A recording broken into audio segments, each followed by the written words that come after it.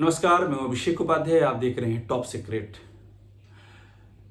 UP की राजनीति दिल्ली से किस तरह से जुड़ रही है? आखिर कैसे दिल्ली में एक क्लब के चुनाव से यूपी की राजनीति कनेक्टेड हो गई है?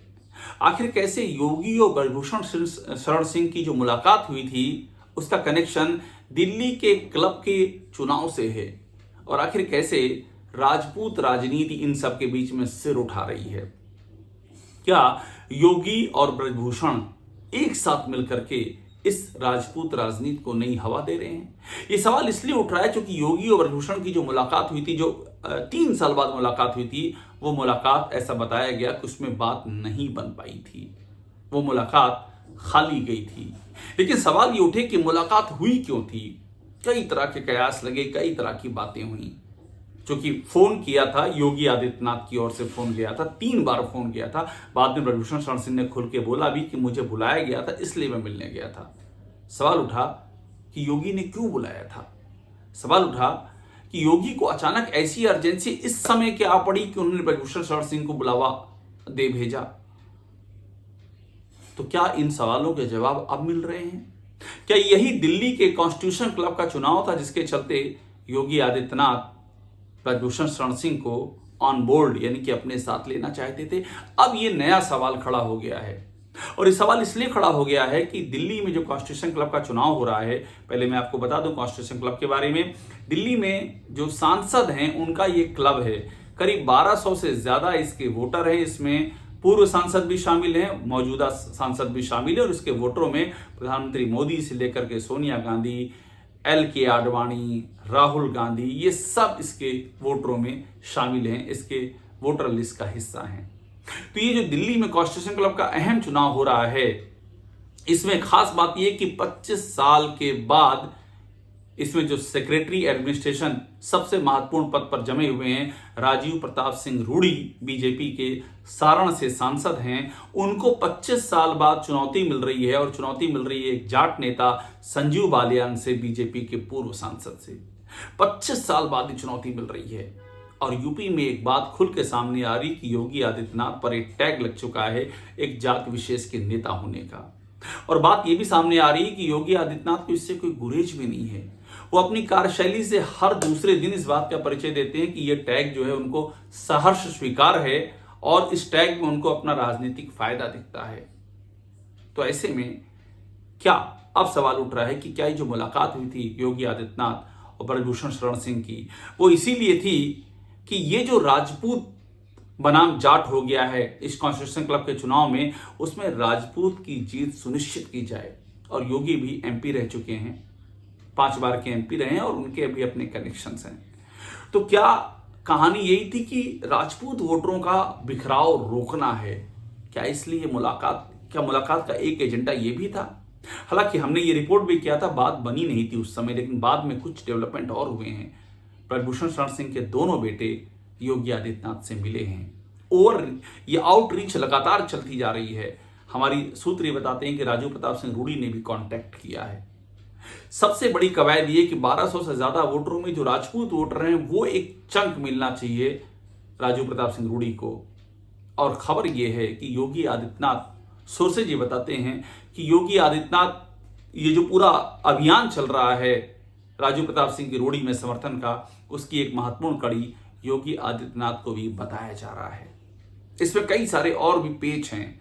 पेच लखनऊ बनाम दिल्ली की लड़ाई का भी बताया जा रहा है कि एक 2024 के लोकसभा चुनाव से एक अघोषित लड़ाई चल रही है लखनऊ बनाम दिल्ली की। 2024 के जो लोकसभा चुनाव हुए थे, उन चुनाव में बीजेपी को बड़ा नुकसान हुआ था। और इसकी मेन वजह यह थी कि क्षत्रिय वोट बैंक जो था, उन्होंने बीजेपी का खुल के विरोध किया, क्षत्रिय पंचायतें की और उनको योगी सरकार ने रोका नहीं होने से। आरोप लगा कि उनको होने दिया गया, उनको खाद पानी दिया गया। उसके बाद करणी सेना ने जिस तरह से यूपी में उत्पात किया, उसको भी एक संरक्षण की बात सामने आई।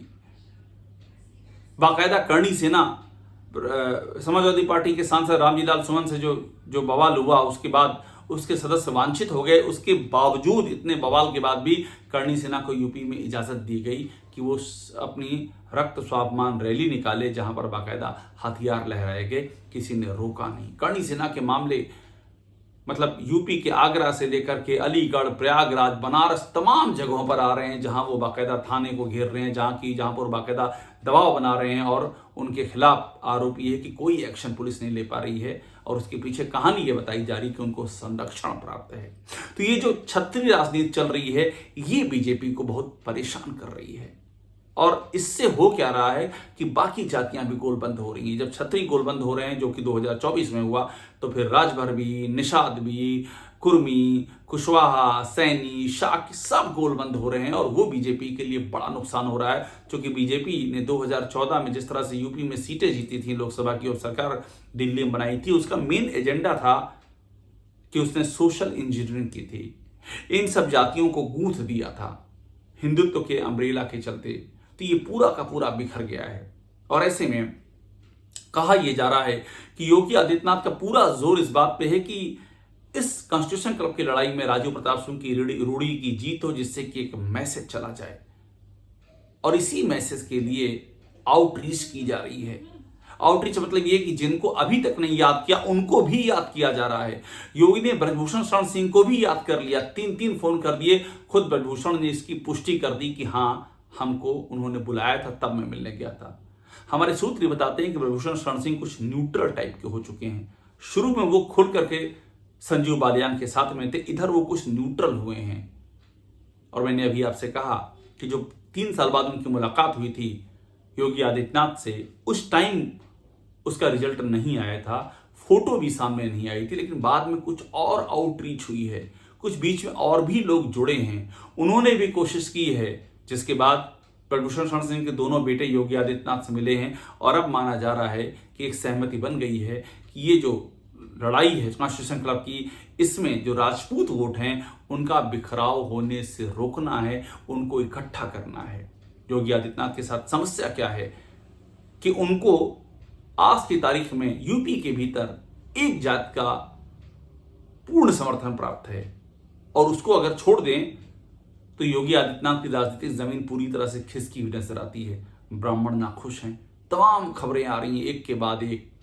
यादव, निषाद, राजभर, प्रजापति, यादव में अभी आपको बताया कि जिस तरह से झगड़े हो रहे हैं अलग अलग जातियों में, यहाँ पर जाति उन्माद की बातें सामने आ रही हैं। उन सब स्थितियों में यह हो रहा है कि पूरी जाति संरचना बिगड़ चुकी है जो बीजेपी ने बनाया था, और योगी आदित्यनाथ ऐसा कहा जा रहा है कि वो ये इस बात को ये उनके प्रायोरिटी में है कि जो उनके पास बेस है ये राजपूत राजनीति का, इसको वो और मजबूत करते चलें। यही बेस, और जब इस बेस को यूपी से निकाल कर देश भर में ले जाएंगे, राजस्थान, बिहार, हरियाणा, तमाम और राज्यों में, आसपास के उत्तराखंड, तो ये उनको एक पैन इंडिया नेता के तौर पर स्थापित करेगा। चूंकि उनकी जो कोशिश शुरू में थी हिंदुत्व का नेता बनने की, वो कोशिश तो धराशायी हो गई, और वो इसलिए धराशायी होगी क्योंकि उनकी कार्यशैली ऐसी रही, और चूंकि उनके ऊपर ये आरोप आज के नहीं है।